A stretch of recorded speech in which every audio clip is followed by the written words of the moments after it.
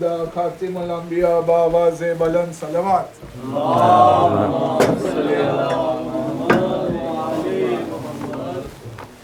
نعرہ تکبیر، نعرہ رسالت، نعرہ حیدری، محمد و آل محمد بلند صلوات. صلی علی محمد و آل محمد. کیا کریں گے؟ کیا کریں گے؟ صلی علی وہ جیسے آئیں گے نا میں روک دوں گا. بس نہیں تھوڑا سا وہ اچھا نہیں لگتا. کل بہت ڈسٹربنس ہے اس میں. ایک دفعہ صلوات بھیج دے گا محمد وآل محمد.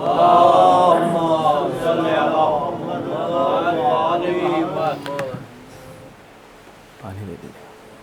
اعوذ باللہ من الشیطان الرجیم. بسم اللہ الرحمن الرحیم. الحمد للہ رب العالمین بارئ الخلائق اجمعین. الصلاۃ والسلام علی عبد اللہ ورسولہ وحبیبہ وصفیہ وحافظ سرہ ومبلغ رسالاتہ سیدنا و نبینا و مولانا ابی القاسم محمد صلی اللہ علیہ وآلہ وسلم وآلہ الطیبین الطاہرین المعصومین سیما بقیت اللہ فی الارضین روحی و ارواح العالمین علی تراب مقدم الفدا ولعن الدائم علی اعدائہم اجمعین. شکر پروردگار عالم کا کہ ہمیں ایک دفعہ پھر مجلس حسین ابن علی برپا کرنے کی توفیق نصیب ہوئی.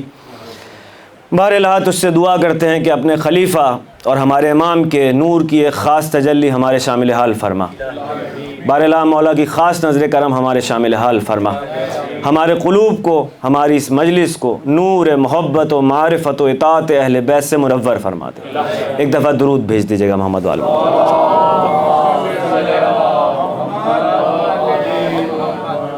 آخر میں توسل ہے جناب سیدہ سلام اللہ علیہ کی بارگاہ میں کہ شہزادی کونین اپنے بچوں کے ذکر و فکر میں، معرفت کے اس سفر میں ہماری امداد فرمائیں. ایک مرتبہ ہدیہ درود بی بی کی بارگاہ میں.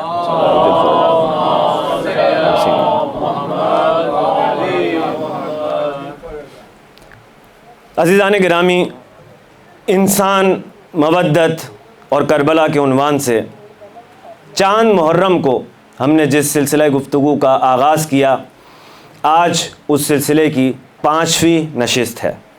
4 محرم ہے اور 5ویں نشست ہے کیونکہ ہم نے چاند رات سے شروع کیا تھا. ایک اعلان کی انہوں نے گزارش کی انتظامیہ نے کہ کیونکہ تھوڑا سا کنفیوژن ہوا ہے اس بار چاند اور اعلان کے سلسلے میں، تو مخصوصیوں کے حوالے سے کل سے 5 محرم ہے تو انشاءاللہ مخصوصیاں اب شروع ہو جائیں گی کہ کن ہستیوں کا ذکر ہونا ہے. تو کل جو ہے وہ یہ طے پایا ہے کہ شہزادہ اون محمد کا جو ہے وہ انشاءاللہ ذکر ہوگا. اور اس کے بعد پرسوں جو 6 محرم ہے اس کا، ویسے پاکستان میں تو شہزادہ علی اصغر کی روایت ہے لیکن شاید ان لوگوں کا ارادہ ہے کہ کسی اور کی ہستی کی مخصوصی رکھی جائے اور شہزادہ علی اصغر کو وہ 10 محرم شام غریبہ میں جو ہے وہ جھولا برآمد کرنے کا ارادہ رکھتے ہیں. تو پرسوں کا اعلان جو ہے وہ انشاءاللہ میں کل کروں گا کہ ہم پرسوں کس ہستی کا ذکر کریں. ایک دفعہ درود بھیج دیجیے گا محمد وآل محمد پر.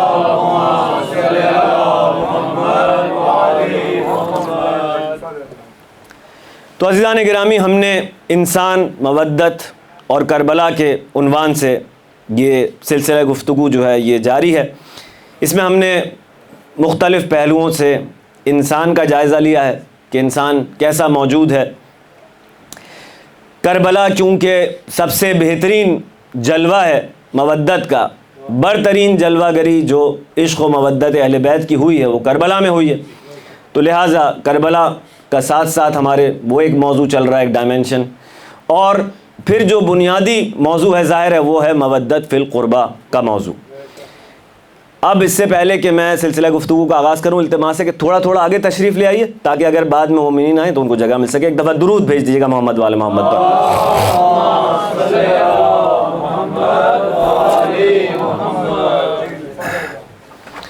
مودت فی القربہ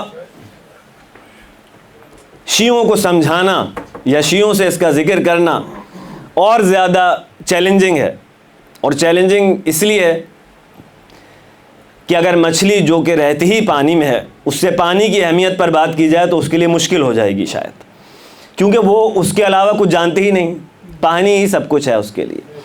لیکن بزرگان کہتے ہیں کہ یہ مودت ایک ایسا موضوع ہے کہ ضروری ہے کہ مضبوط دلائل کے ساتھ اس عمارت کی بنیاد کھڑی کی جائے. خدا نہ کرے ایسا نہ ہو کہ آگے جا کر جو ہے وہ معمولی سا طوفان یا کوئی جو ہے وہ ہوا کے جھکڑ اس کو گرا دیں. تو مضبوط دلائل کی بنیاد پر اس کی عمارت کھڑی ہونی چاہیے. مثال دیتے ہیں کہ جب انسان کو کوئی چیز اس کی مارکیٹ ویلیو سے کم پرائس پر مل جائے,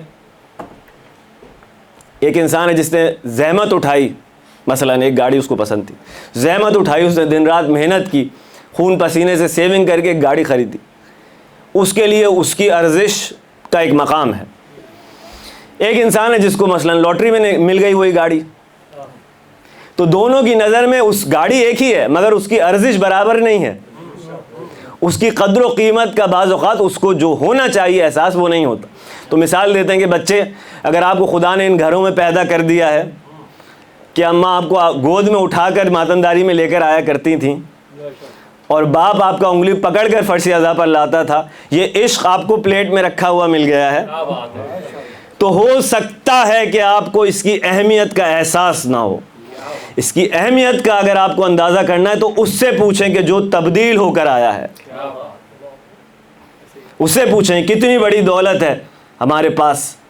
تو اسی لیے بہرحال مودت فی القربہ جو ہے وہ بنیادی موضوع ہے, کیونکہ پروردگار نے اپنے دین کا حاصل, اپنے دین کا نچوڑ اس اجر رسالت جو ہے اپنا, وہ اس مودت فی القربہ کو قرار دیا. ایک دفعہ درود بھیج دیے گا محمد وال محمد.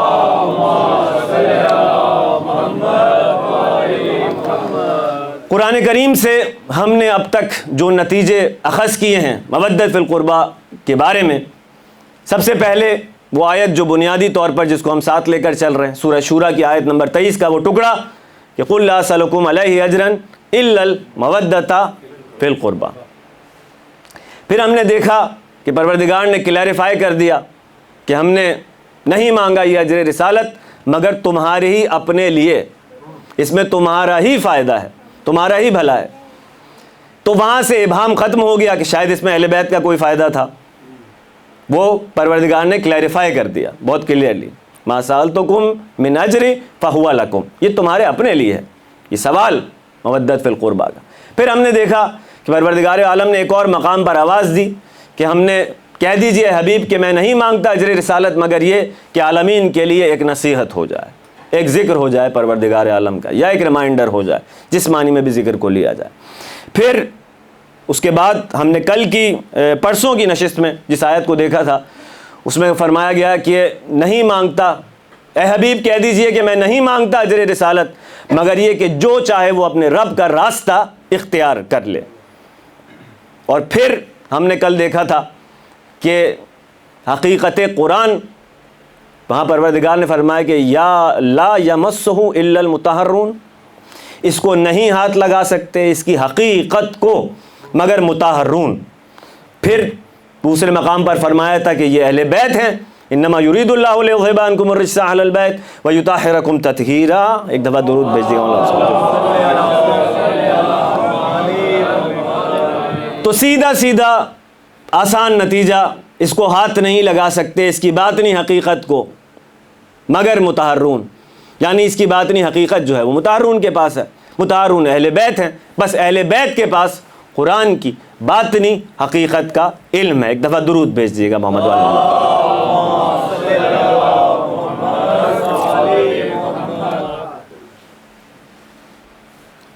چھٹے امام امام جعفر صادق علیہ السلام کے زمانے میں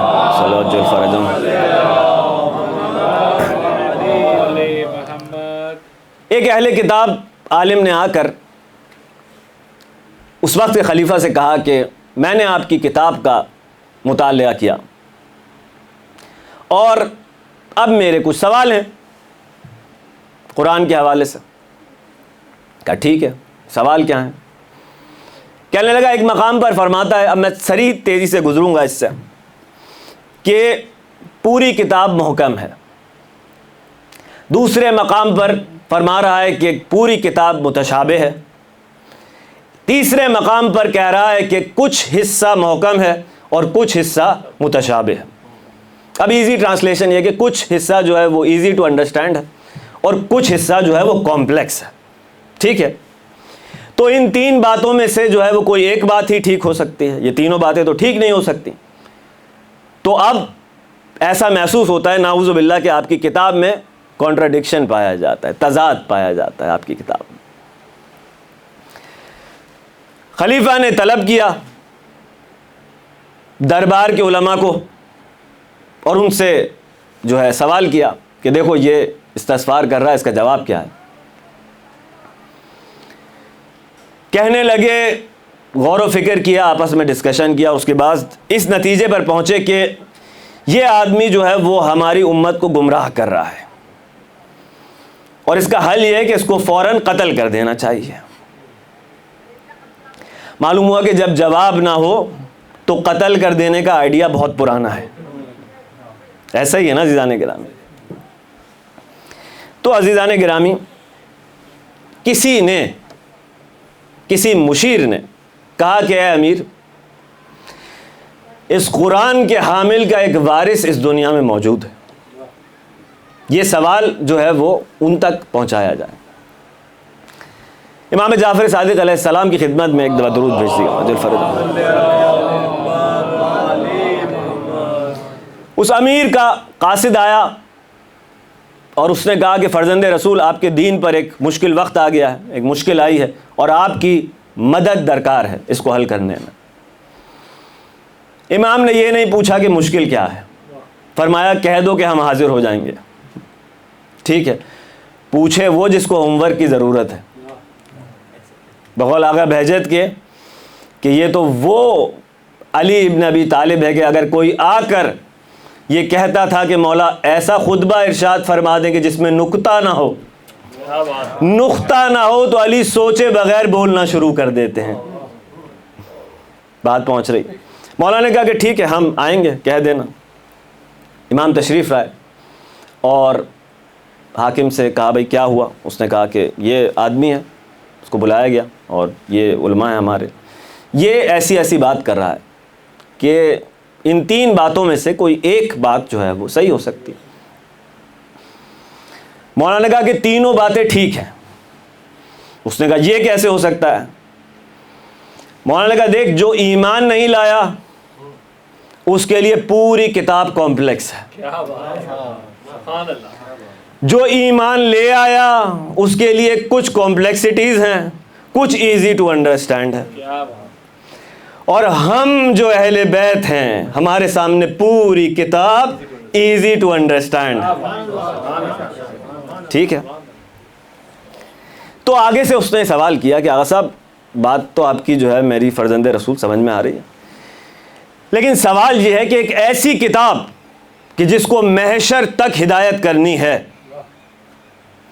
ایک ایسی کتاب کہ جس کو محشر تک ہدایت کرنی ہے، کیا ضرورت پیش آئی آپ کے خدا کو کہ کچھ حصے کمپلیکس رکھے اور کچھ حصے ایزی ٹو انڈرسٹینڈ؟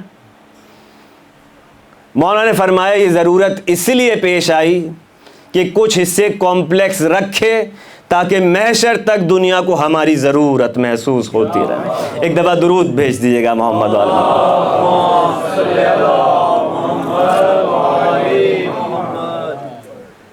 اب قاعدہ تو معصوم نے دے دیا کہ ہمارا جو قول تم تک پہنچے اس کو جانچنے کا کہ وہ صحیح ہے یا غلط، ایک طریقہ یہ ہے کہ اس کو قرآن پر تطبیق دے کے دیکھو۔ اگر قرآن کی بات سے نہیں ٹکرا رہا، قرآن کی بات سے سنک میں ہے، جو قرآن کہہ رہا ہے وہی حدیث سے میچ ہو رہی ہے بات، تو اس کا مطلب ہے وہ قول صحیح ہے۔ تو حدیث کو آج بھی چیک کرنے کا جو ایک طریقہ ہے وہ یہ ہوتا ہے کہ قرآن کیا کہہ رہا ہے۔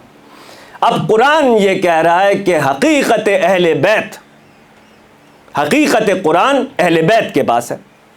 آپ نے دیکھ لیا لا یمسہ الا المطہرون، قرآن کی حقیقت اہل بیت کے پاس ہے، اور ادھر رسول کہہ رہے تھے انی تارکن فیکم الثقلین کتاب اللہ و عترتی، میں نہیں چھوڑ کے جا رہا ہوں تمہارے درمیان مگر یہ دو چیزیں، اللہ کی کتاب اور میرے اہل بیت، یہ جدا نہیں ہوں گے ایک دوسرے سے مگر یہ کہ حوض کوثر پر مجھ سے ملاقات کریں۔ ایک دفعہ درود بھیج دیجئے محمد والا۔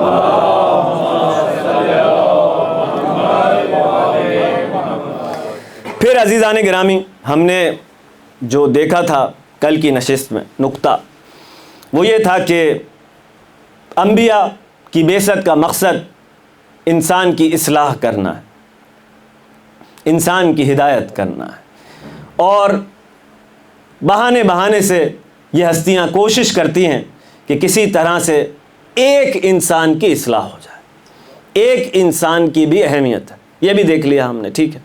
موسیٰ علیہ السلام کا واقعہ آپ کے ذہنوں میں، جو میں نے کہا تھا کہ وہ ایک بھیڑ کا بچہ تھا، ایک لیم تھا جو نکل کے بھاگا ان کے گلے سے، تو دوڑ کے جا کے انہوں نے اس کو دبوچ لیا کہ میں تیری وجہ سے چاہتا ہوں، تیری حفاظت کی خاطر کہ تو میرے ساتھ رہے، ٹھیک ہے، آپ کے ذہنوں میں ہے۔ پھر ہم نے دیکھا اس کے ذیل میں کہ حب دنیا جو ہے وہ تمام گناہوں کی بنیاد ہے، دنیا کی محبت تمام گناہوں کی بنیاد، اور ہم نے یہ دیکھا کہ کیونکہ کربلا یاد ہے دنیا کو قربان کر دینے کی، تو جیسے ہی انسان کربلا سے متمسک ہوتا ہے دنیا کی محبتوں پہ قینچی چلنا شروع ہو جاتی۔ تو حسین ابن علی کے احسانوں میں سے ایک انسان یہ ہے کہ وہ انسان کو گناہوں سے پاک کرتے ہیں، حب دنیا کو دلوں سے نکال کر، ٹھیک ہے عزیزان کرام۔ یہاں تک ہم کل پہنچ چکے تھے، ایک دفعہ درود بھیجیے گا محمد عالم پر۔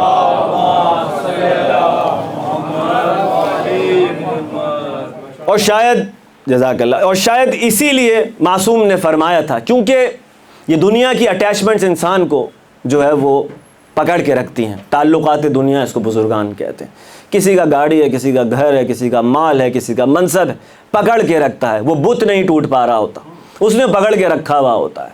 لیکن واقعی جو اللہ کی حجتیں ہیں ان کا کام یہی ہے کہ وہ دیکھیں کہ وہ کہاں پھنسا ہوا ہے اور اس کو اس سے جان چھوڑانے میں مدد کریں، کہ کسی طرح سے وہ رسی توڑائے جہاں وہ پھنسا ہوا ہے اور آگے بڑھے دین کے راستے پر۔ تو اب یہ جو معصوم نے فرمایا ہے کہ جب تم ہمارے غم میں ڈوبے ہوئے ہوتے ہو، میں کل کہہ رہا تھا کہ آپ جب ڈوبے ہوئے ہوں غم میں امام کے، شام غریبہ کی مثال، آپ ڈوبے ہوئے ہیں امام کے غم میں شام غریبہ میں، اور کوئی دنیا کی باتیں لے کر آپ کے سامنے آ جائے کہ کوئی بزنس ڈیل، کوئی جاب آفر، یہ تو آپ کہیں گے یار یہ ٹائم نہیں ہے یہ سب باتیں کرنے کا، متوجہ نہیں ہوگا آپ کا قلب، کیونکہ وہ معجزہ ہے عشق حسین ابن علی کا کہ آپ اس میں ڈوبے ہوئے ہیں تو دنیا کی طرف آپ مائل نہیں ہوں۔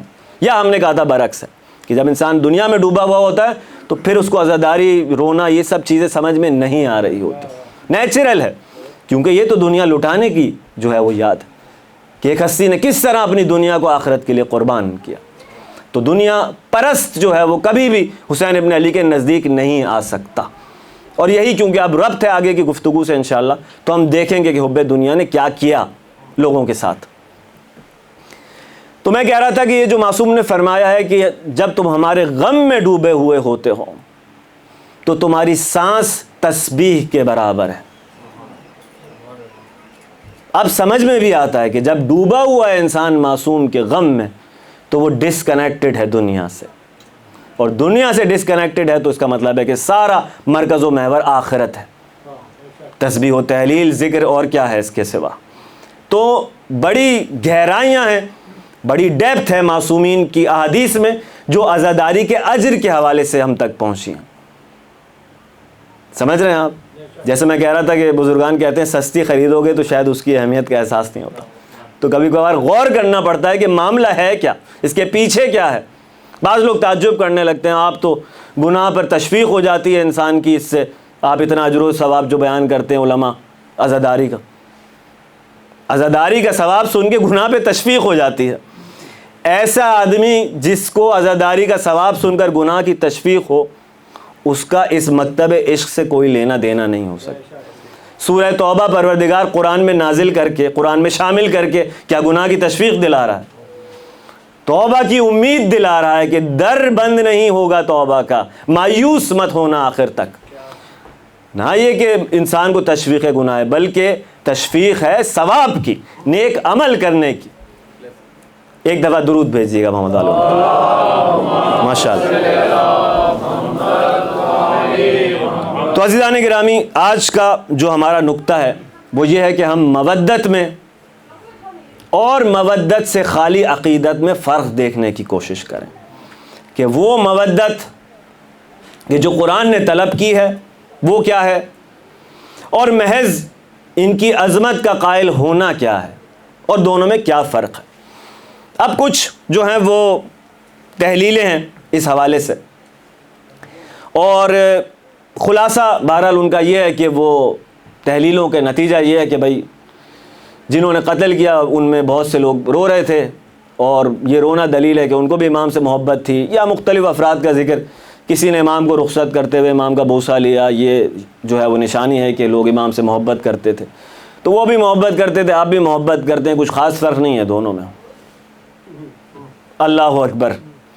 یعنی مروان اور آل سفیان جیسے جو مودت ان کو کہہ رہے ہیں کہ مودت کرنے والے، عقیدت رکھنے والے، ان سے آپ جو ہے وہ اہل بیت کے چاہنے والوں کو ملا رہے ہیں، تو یہاں پہ اب سوال یہی کہ فرق کیا ہے اور معاملے کی حقیقت کیا ہے۔ تو ایک بہت ہی ظریف نکتہ ہے جو آج انشاءاللہ میں کوشش کروں گا کہ ہم تک منتقل ہو۔ ایک دفعہ درود بھیجیے محمد وال محمد پر۔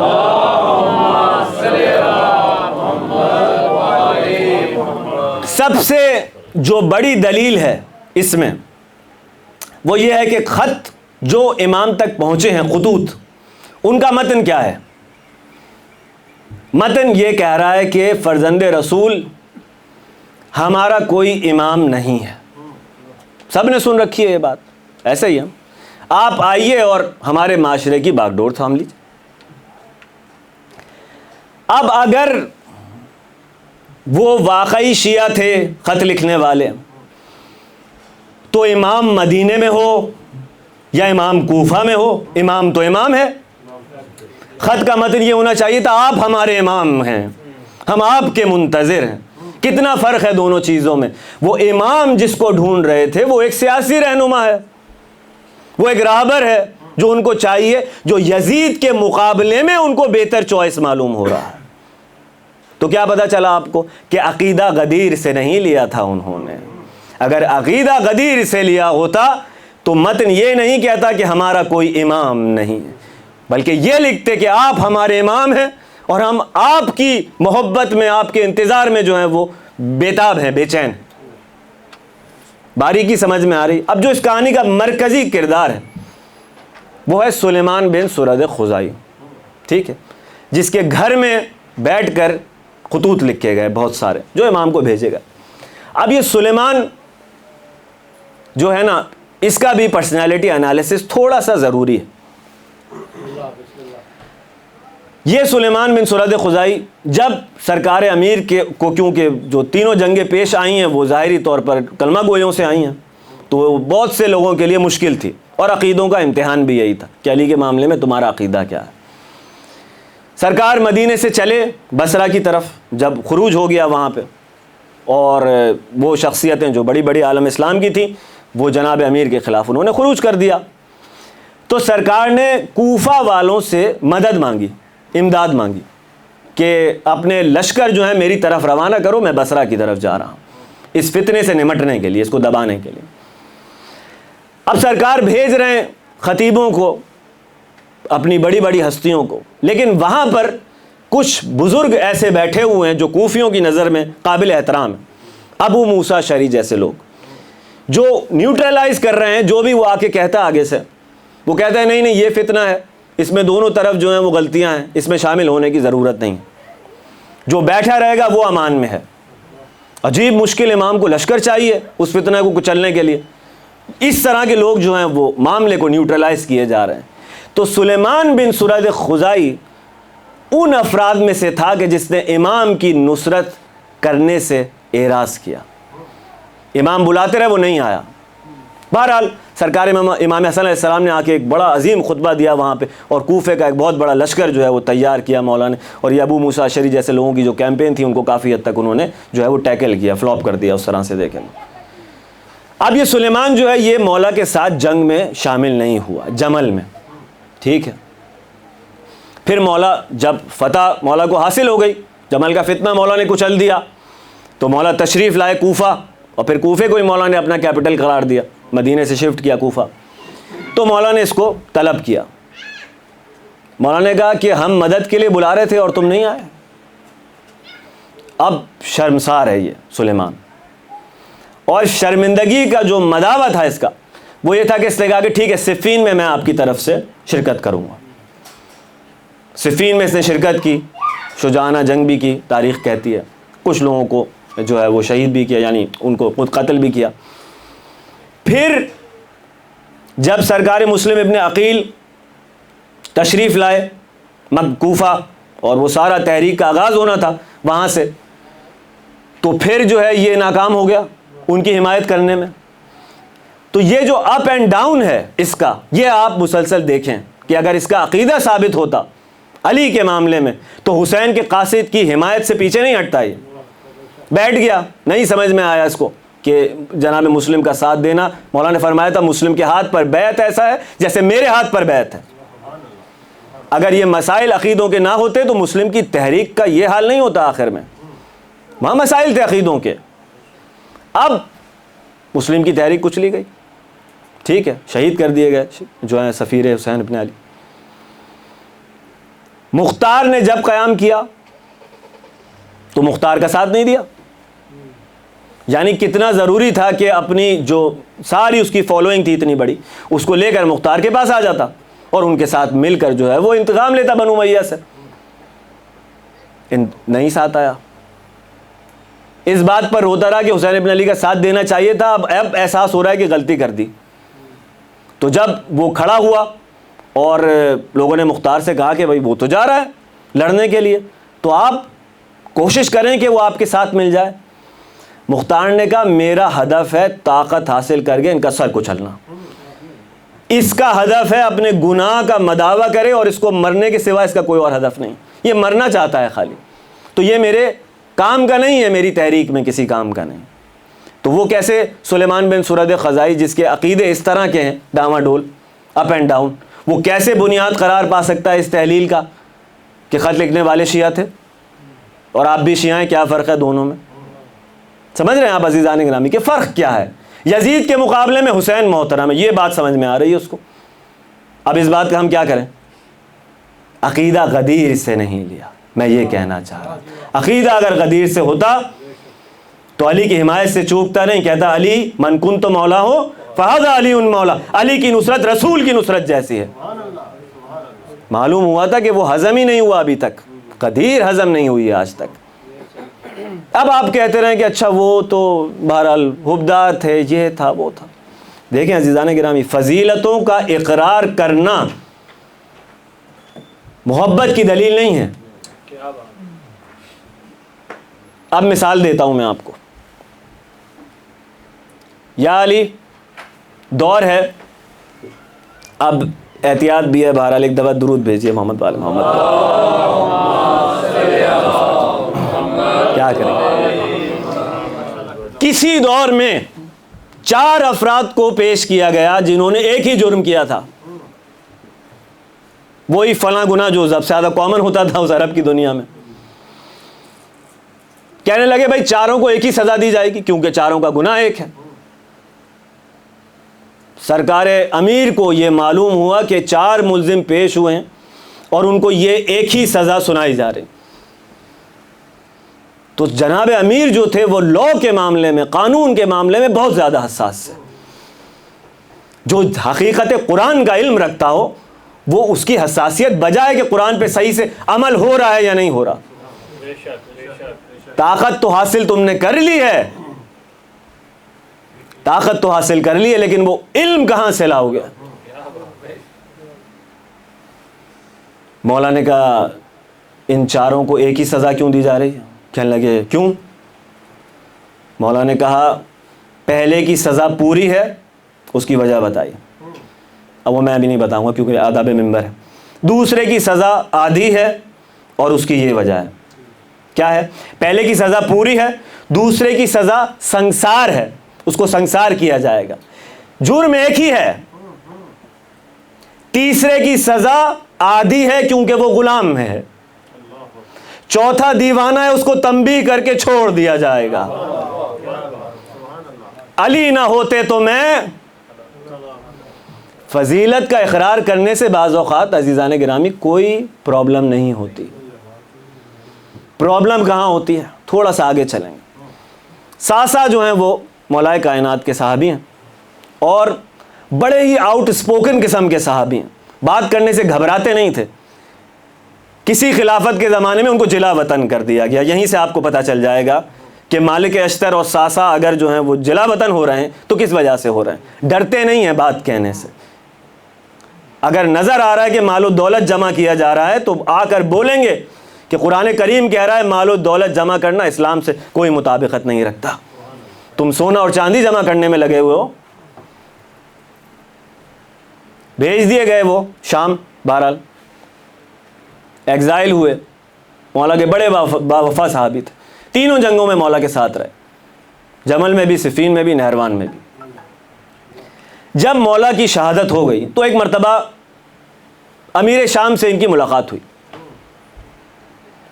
امیر شام نے کہا کہ ساسا تم نے علی کو کیسا پایا؟ اچھا، یہ جو امیر شام کی شخصیت ہے نا، تاریخ نے اس کے ساتھ انصاف نہیں کیا، یہ بہت ہی پیچیدہ شخصیت ہے، بہت ہی پیچیدہ۔ میں جیسے کہہ رہا تھا علی کا دشمن ہونا آسان نہیں ہے، علی کے مقابلے میں اتنا بڑا لشکر کھڑا کر لینا واقعی آسان کام نہیں تھا، بہت ہی پیچیدہ۔ بہرحال انشاءاللہ کسی نشست میں اگر توفیق نصیب ہوئی تو اس پہ بھی تھوڑی سی بات کریں گے کہ کیوں کربلا کے اصحاب کا مقام اتنا بلند ہے کہ جو بنو امیہ کی ساری سیاست کو کاٹ کر پہنچ گئے حسین ابن علی تک۔ یہ ان کی جو اویئرنیس ہے اس کے اوپر بھی انشاءاللہ کبھی روشنی ڈالی جائے گی۔ اب یہ ساسا آئے امیر شام کے پاس، اور میں تو یہ کہوں گا کہ چیک کیا کرتا تھا، کہنے لگا ساسا تم نے علی کو کیسا پایا؟ ساسا کہنے لگے میں نے رات کی تاریکی میں کئی مرتبہ علی کو دیکھا، مسجد میں اپنے ہاتھ سے داڑھی کو تھاما ہوا ہوتا تھا، آنکھوں سے آنسو جاری ہوتے تھے، فرما رہے ہوتے تھے اے دنیا مجھ سے دور ہو جا، میں تجھے ایسی طلاق دے چکا ہوں کہ اب رجوع کی گنجائش نہیں۔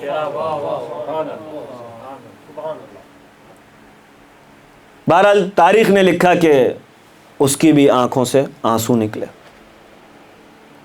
اور ایک جملہ اس نے کہا کہ خدا کی قسم ابو الحسن ایسے ہی تھے۔ اب نکتہ کیا؟ بھائی فضیلت کا اقرار کرنا کوئی پرابلم نہیں ہے جب تک اپنے اقتدار کے لیے خطرہ نہیں۔ پہنچ رہا ہے جملہ اب تک؟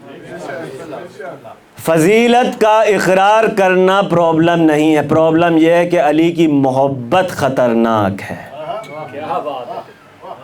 آپ سمجھ رہے ہیں آپ کہ فضیلت کا اقرار کرنا اور ہے، علی کے محبین کو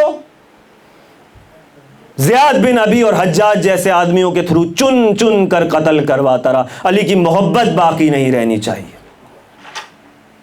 علی کی محبت خطرناک ہے۔ جتنا قرآن نے ان کی مودت پر اصرار کیا اتنا ہی اس شیطان کے پیروکاروں نے اس مودت کو کچلنے کے لیے اقدامات کیے۔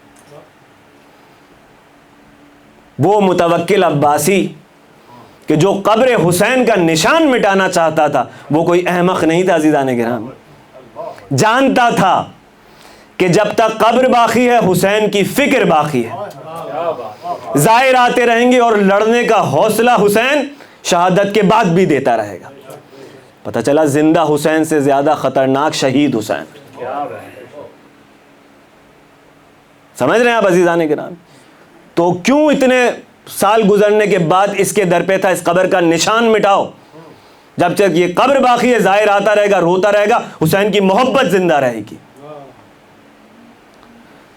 تو محبت اور ہے، عقیدت اور فضیلت کا اقرار کرنا اور ہے۔ اگر آپ کہیں گے نہیں لازم ہے کہ محبت تھی تو ہم کہیں گے پھر محبت کے ساتھ عقیدہ غدیر والا ہونا چاہیے، ورنہ کربلا تک نہیں آ سکتے۔ آج بھی اگر کربلا برپا ہوگی اور عقیدہ غدیر والا نہیں ہے تو آپ بیٹھے رہیں گے۔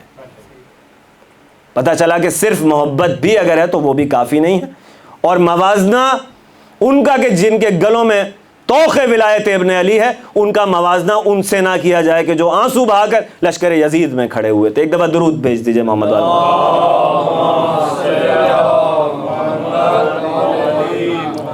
نعرہ حیدری، یا علی مدد، نعرہ تکبیر، نعرہ رسالت، یا رسول اللہ، نعرہ حیدری، یا علی مدد۔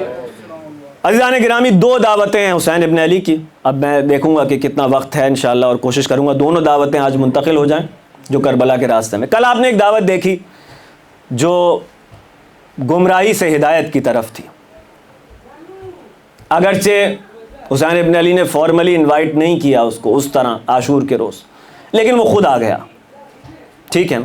وہ ایک نگینہ جس کا نام تھا حر، جو پھنسا ہوا تھا کہیں، اور مولا نے اس کو نکال لیا وہاں سے، اپنی مظلومیت کے طفیل، مظلومیت کے سہارے. یہ ولایت مختلف انداز میں جلوہ گر ہوتی ہے عزیزان گرامی.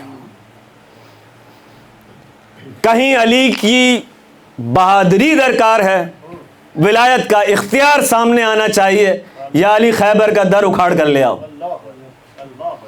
وہاں دین کو بچانے کے لیے ولایت کا اختیار ظاہر ہونا چاہیے، ولایت کی قدرت ظاہر ہونی چاہیے. لیکن کربلا میں دین بچانے کے لیے ولایت مظلوم ہو کر سامنے آئی. اس مظلومیت سے اندر کا انسان نکالنے کا زمینہ فراہم ہوتا ہے. سمجھ رہے ہیں آپ؟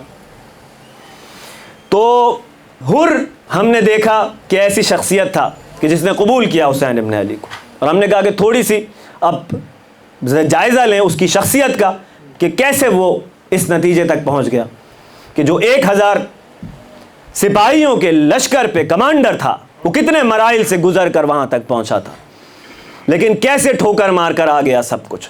سب سے پہلی صفت جو ہم نے اس کی دیکھی تھی وہ تھی عاجزی. عاجزی. بزرگان کہتے ہیں اگر ایک یہی انسان کے اندر صفت پائی جائے کہ جہاں حق نظر آئے سر کو جھکا لے، یہی پار لگانے کے لیے کافی ہے. اور آیت اللہ فاطمی نے مرحوم فرمایا کرتے تھے کہ 20 سال میں نے تحقیق کی کس مسئلے پر کہ بعض لوگوں کو میں نے دیکھا کہ اتنے بڑے عابد یا زاہد اس طرح سے نہیں ہیں، لیکن مقامات کو طے کر لیتے ہیں. بعض افراد کو میں نے دیکھا کہ جو عبادت اور زہد میں بہت زیادہ آگے ہیں اور جینوئنلی آگے ہیں، ایسا نہیں دکھانے کی، لیکن مقامات طے نہیں کر پا رہے ہوتے. کہنے لگے میں نے 20 سال تحقیق کی اس مسئلے پہ کہ بات کیا ہے. تو 20 سال کی تحقیق کا نچوڑ آقا نے کہا یہ ہے کہ انسان اگر اپنے اندر کچھ صفات پیدا کرنے میں کامیاب ہو جائے تو اس کا مقامات کا سفر آسان ہو جاتا ہے. اب یہ حر کا میں نے آپ کو کل مختصر سا خاکہ پیش کیا. ایک عجیب جملہ اس نے کہا جب آیا ہے نا، کہنے لگا فرزند رسول جب چلا تھا تو ایک صدا سنائی دی کہ اے حر تجھے بشارت ہو. میں نے ادھر ادھر دیکھا، کہنے والا نظر نہیں آیا. میں نے کہا میں کہاں اور بشارت کہاں؟ فرزند رسول میں نے یہ احتمال دیا کہ یہ شیطان کی آواز تھی. اب یہ عاجزی ہے عزیزان کرام. اگر متکبر انسان ہوتا تو کہتا کہ نہ صرف یہ کہ میں خود کامیاب ہوں بلکہ میں تو کتنوں کو خود کامیاب کرواؤں. اس نے کہا کہ میں کہاں اور یہ بشارت کہاں. فرزند رسول یہ آواز سن رہا تھا. مولا نے تائید کی کہ واقعی جو حاطف غیبی تھا جو تجھے بشارت دے رہا تھا جنت کی، اور رزلٹ سے پروف ہو گیا، اینڈ سے ثابت ہو گیا کہ وہ کامیابی کی بشارت تھی. یہ تھا. پھر ہر شہید جو ہے وہ کربلا کو اپنا رنگ لگا کر گیا. ہر شہید نے اپنا اپنا رنگ لگایا. ایک چھوٹا سا واقعہ میں عرض کروں پھر آگے بڑھیں.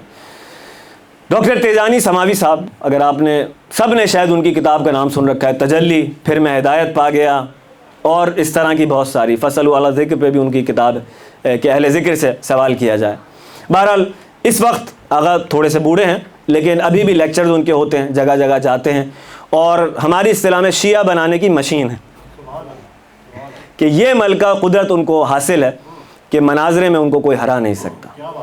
اچھا خود تبدیل ہو کر آئے ہیں تو اس عشق کی اہمیت کا احساس ہے ان کو کہ یہ کتنا بڑا سرمایہ ہے.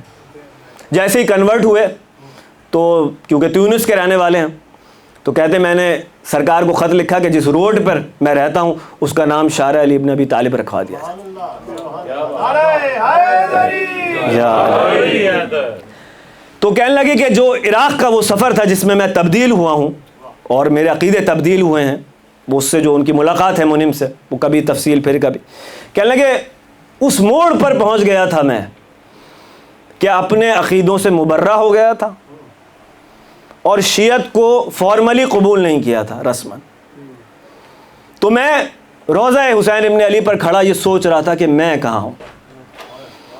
ایسے میں وہاں ایک مجلس ہو رہی تھی جہاں ذاکر نے حور کے مصائب پڑھنا شروع کر دیا، حور کا تذکرہ شروع کر دیا۔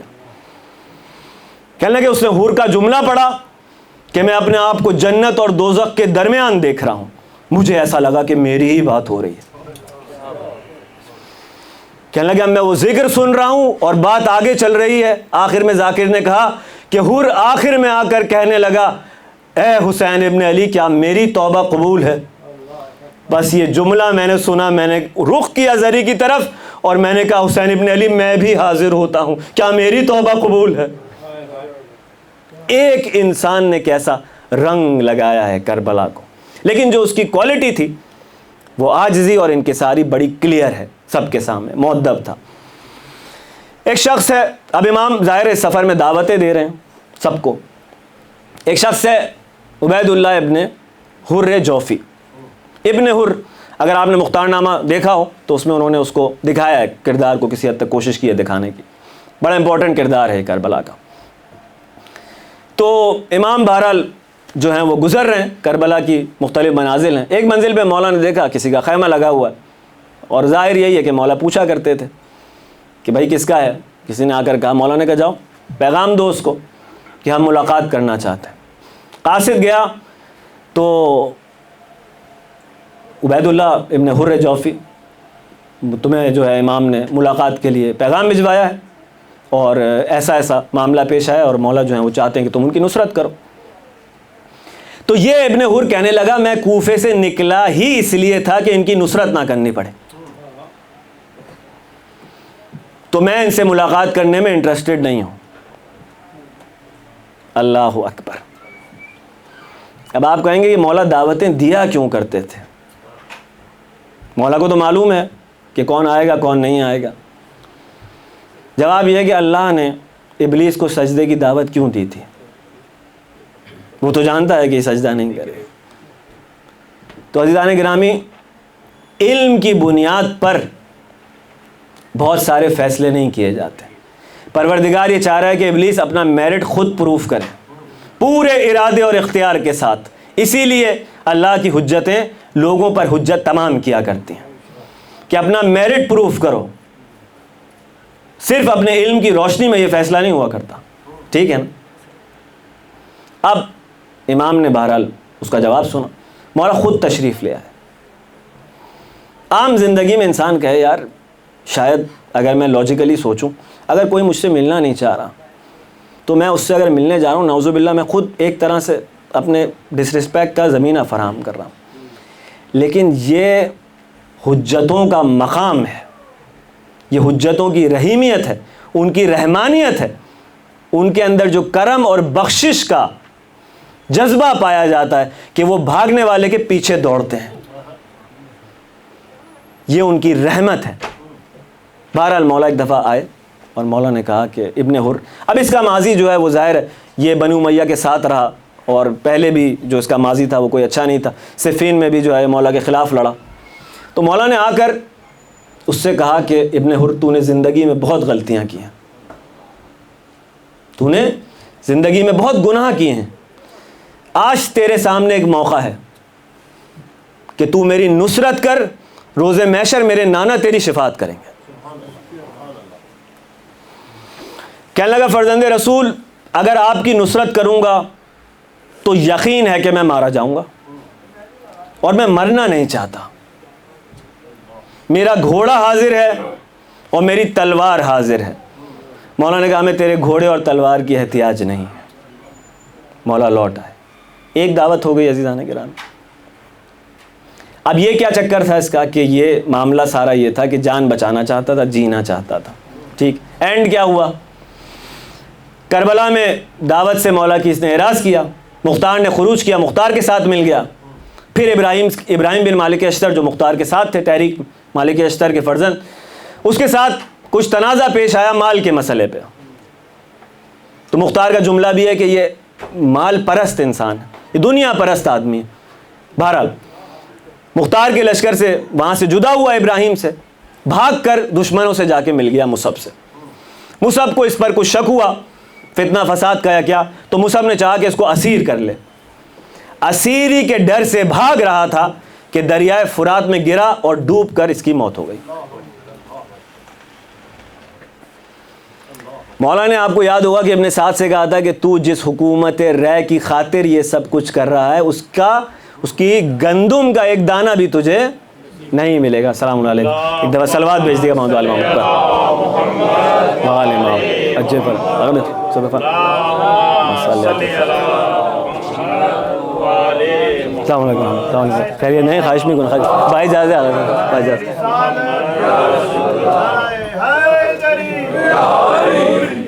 بس عزیزان گرامی، ادب کا اب تقاضا یہی ہے کہ گفتگو کو سمیٹ لیا جائے۔ بہرحال تو ایک انسان وہ تھا کہ جس نے مولا کی دعوت کو قبول کیا، اور ایک انسان یہ تھا کہ جس نے مولا کی دعوت کو رد کر دیا۔ بس اب میں جو ہوں وہ یہیں پر اپنی عرائض کو ختم کروں گا۔ صرف ایک شہید کا مختصر سا ذکر کر لیتے ہیں۔ کربلا کے ایک شہید ہیں سعید بن عبداللہ، اور آیت اللہ میر باقری، جیسے میں کہہ رہا تھا کہ ہر شہید کا اپنا ایک رنگ ہے، تو آیت اللہ میر باقری صاحب جو ہیں وہ فرماتے ہیں کہ ہمارے استاد جو ہیں وہ سعید کے بڑے عاشق تھے۔ اب یہ بھی بزرگان کی روش ہے، اب آقا کے سامنے زیاد گوئی نہ ہو جائے کہیں، کہ ایک ایک ہستی سے اٹیچ ہو کر اس پر کام کرتے ہیں۔ تو اصطلاح یہ ہے کہ میں نے کام کیا ہے اس ہستی پر، اس سے مراد کیا ہے؟ میں نے ہسٹری میں جو بھی ڈیٹا ہے اس کو کھوجنے کی کوشش کی، ان کی شخصیت کی، ان کی معرفت کی حاصل کرنے کی کوشش کی، اور ان کے ساتھ میری ایک اٹیچمنٹ ہے۔ پھر کیونکہ اب یہ زندہ حقیقتیں ہیں جو محضر میں ہیں امام حسین علیہ السلام کے، تو وہاں سے بھی لطف و کرم ہوتا ہے، ایسا نہیں ہے ایک طرفہ ٹریفک۔ تو وہ بہت بڑے عاشق تھے سعید کے، کیونکہ کام ایسا انجام دیا تھا انہوں نے۔ تو ایک روز آقا میر باقری کہتے ہیں استاد نے ہمارے دیکھا ان کو عالم رویا میں سعید کو، اور ان سے ایک سوال کیا کہ سعید یہ تم نے کیسے کیا؟ اب وہ کیا کیسے کیا وہ ظاہر ہے آگے آئے گا۔ سعید تم نے یہ کیسے کیا؟ تو سعید نے ایک جواب دیا، اور وہ جواب تھا حب الحسین۔ یہ حسین کی محبت تھی جس نے مجھ سے یہ سب کچھ کروایا۔ میں کہہ رہا تھا حسین ابن علی نے کربلا میں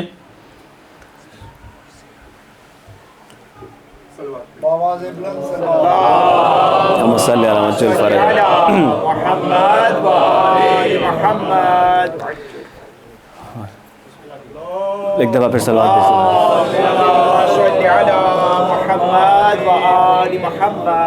بس آنے کے نامی آخری نقطہ یہی ہے کہ نماز کا وقت ہوا، اور سعید اور زہیر دونوں امام کے آگے جو ہیں وہ ڈھال بن کر کھڑے ہوئے۔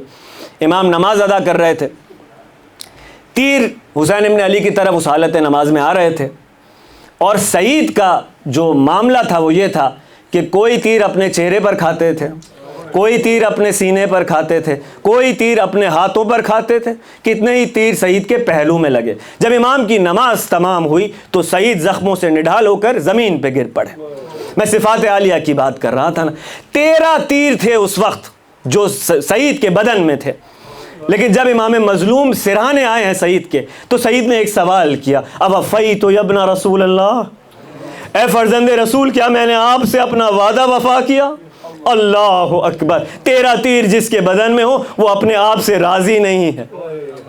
اللہ اکبر۔ بس امام مظلوم نے عزیزان گرامی جملہ ارشاد فرمایا کہ سعید تو دنیا میں بھی کامیاب ہے اور تو آخرت میں بھی کامیاب ہے۔ بہرحال ہماری اس عبادت کو، اس کوشش کو اپنی بارگاہ میں قبول فرما، حاضرین محفل، بانیان محفل کی تمام شرعی حاجات کو پورا فرما، ہم میں سے جو مقروض ہیں ان کے قرضوں کو غیب سے ادا فرما دے، جو والدین اپنے بچوں کے رشتوں کے لیے پریشان بحق اہل بیت نبوت ان کی اس مشکل کو حل فرما، حضرت حجت کے ظہور میں تعجیل فرما، ہمیں حضرت کے اوان و انصار غلاموں میں قرار دے۔ دعوت دیتے ہیں آغا جان کو، آغا طاہری صاحب کے رونق افروز ممبر ہوں۔ بسم اللہ۔ اللہم صل علی جعفر۔ یہ لگا دیں گے دوبارہ، شکریہ۔ محمد جعفر۔